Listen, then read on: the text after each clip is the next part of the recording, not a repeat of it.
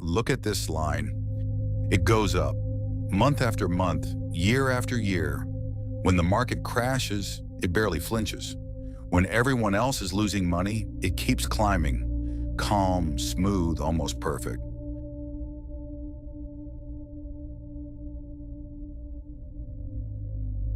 Most people see this and think, safe. One man looked at the exact same line and saw a crime, the largest one in the history of finance. He was right, and for nearly 10 years, nobody listened to him. This is the story of Bernard Madoff, and of the chart that should have given him away. For decades, Madoff was one of the most trusted names on Wall Street. Banks gave him their clients' money, universities gave him their endowments, charities gave him everything they had. And in return, he gave them a number that almost never went down. Here's what almost nobody understood until it was too late. That steadiness wasn't a sign that the money was safe. It was the trick. By the end of this video, you'll be able to spot the same red flag yourself. The one signal that exposed a $65 billion illusion. None of this is financial advice. It's something more useful, how the con actually worked. To understand how so many smart people were fooled, you have to understand who Bernard Madoff was. He wasn't a stranger emailing you about a hot tip. He had helped build a real, legitimate business, a stock trading firm that, for years, was one of the largest of its kind in America. He'd been chairman of a major stock market. He sat on industry boards. He was, by every appearance, the establishment itself. That reputation was the engine of everything that followed. Because Madoff ran a second, quieter operation, an investment business for select clients. You couldn't just sign up. You had to be invited. And being invited felt like being let into a private club, the kind that only takes people who already have money.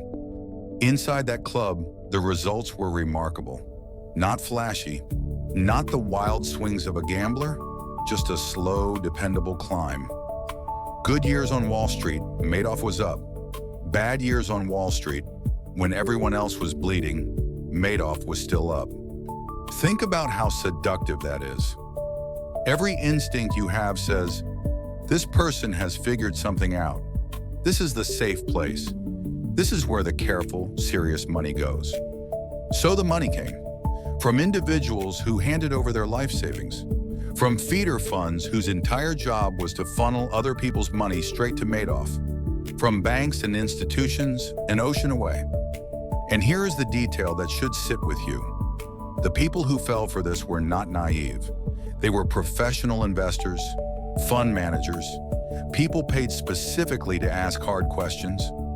They looked at that beautiful, steady line, and the hard questions melted away. Which raises the only question that matters. If Madoff almost never lost money in markets that destroyed everyone else, how? The answer is that he wasn't really investing the money at all. Here's what was actually happening behind that perfect chart. When you gave Madoff $1 million, he didn't buy a careful portfolio of stocks.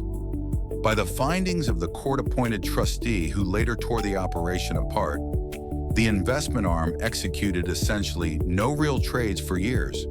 The $1 million mostly went into a bank account. So where did the profit come from? From the next person. This is the mechanism at the center of the whole story, and it's old. It's called a Ponzi scheme. It works like this. You give me money, I tell you it's growing. When you ask for some back, I don't pay you out of profits, because there are no profits. I pay you with the money the next investor just handed me. Then I pay them with the money from the person after that. As long as more money keeps flowing in than flows out, the illusion holds. Everyone who checks their balance sees a number going up. The statements look real, printed, detailed, official. They were in fact completely fabricated. Trade confirmations for trades that never happened. And because the payouts always arrived on time, trust deepened. Happy investors told their friends. Their friends brought more money, which Madoff needed, because in a Ponzi scheme, the new money is the only money. Now this is the moment to clear up the number you've probably heard. People say Madoff stole $65 billion. Not quite, and the truth is stranger. $65 billion was the total that appeared on customer statements. The grand sum of everyone's balance, including all those years of fake profits. But most of that money never existed. It was a number printed on paper. The actual cash that real people actually put in and lost, the principal, was later estimated by the trustee at around $17.5 billion. Still one of the biggest frauds ever, but hold on to that gap between 65 billion and 17, between the illusion and the cash, because that gap is the scheme. Madoff wasn't sitting on a mountain of stolen gold. He was sitting on a mountain of fictional account statements and just enough real money flowing through to keep the lie breathing. A Ponzi scheme has one fatal flaw built into its math. It can never stop growing.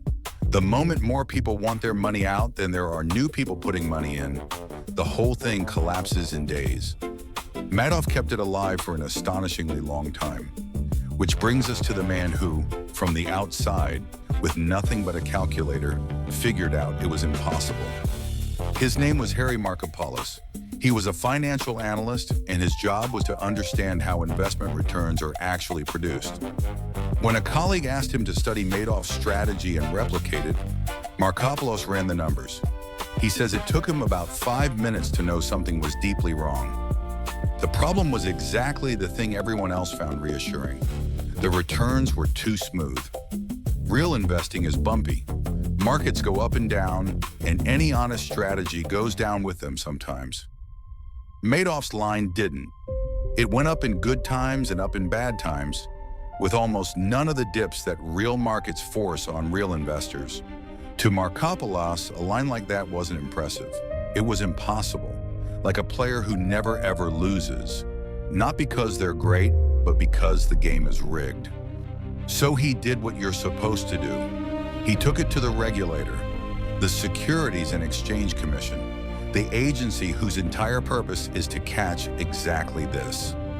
He warned them, then he warned them again. Over roughly a decade, he brought his case to the SEC more than once, including a detailed written report laying out the red flags step by step. He practically handed them the answer, and nothing happened. The scheme kept running, the money kept flowing.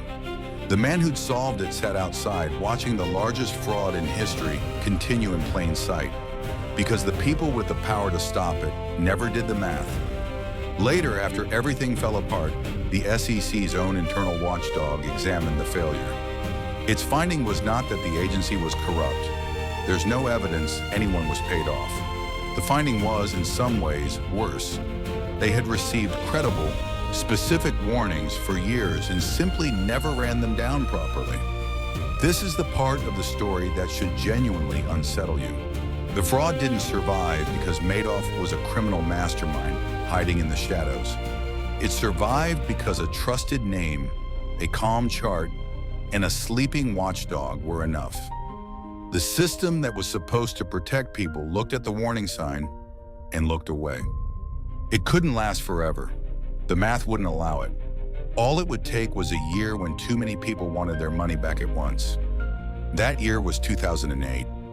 When the financial crisis hit, panic spread. Investors everywhere scrambled for cash, and Madoff's clients started asking for their money back. Billions of it all at once. But in a Ponzi scheme, there's no vault to open. The money going out had always come from money coming in, and now the money coming in had dried up. The arithmetic that had threatened the scheme for decades finally came due. There was nothing left to pay with. In December 2008, Madoff told his sons the truth, that the business was, in his own words, one big lie. They reported him to the authorities. He was arrested. A few months later, in March 2009, Madoff stood in a federal courtroom in New York and pleaded guilty, not to one charge, but to 11 felonies. There was no trial. He admitted it. That June, the judge sentenced him to 150 years in prison, a symbolic number, far beyond a single human life, for a fraud that had hollowed out thousands of them. Madoff died behind bars in 2021. But the story doesn't quite end where you'd expect, with everything lost.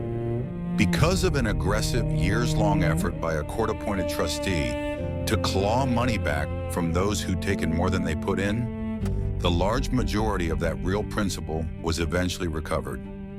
Many victims got back well over 90% of what they actually lost. Not everyone. Not the people who'd already spent it, or the institutions that closed, but far more than anyone dared hope on the day it collapsed. So what do you actually take from this? Not don't trust anyone. Madoff's victims weren't reckless. They were careful people doing the careful thing, choosing the calm, steady, proven option. That instinct is usually right. The lesson is sharper than that, and you can use it. In the real world, return comes with risk. Higher reward means more ups and downs, not fewer. So when something promises you the reward without the bumps, steady gains year after year, no matter what the market does, that smoothness is not proof that it's safe. It's the single most reliable warning sign there is. The absence of risk you can see usually means there's risk you can't. That was the whole secret hiding on Madoff's perfect chart. The thing that made everyone feel safe was the exact thing that should have made them run. One man saw it with a calculator and a little bit of doubt. The most powerful regulator in the world had the same information and missed it for a decade. The difference wasn't access. It was the willingness to ask one uncomfortable question about a line that looked too good to be true. If a chart ever looks that perfect, ask it. If this changed how you see safe, subscribe.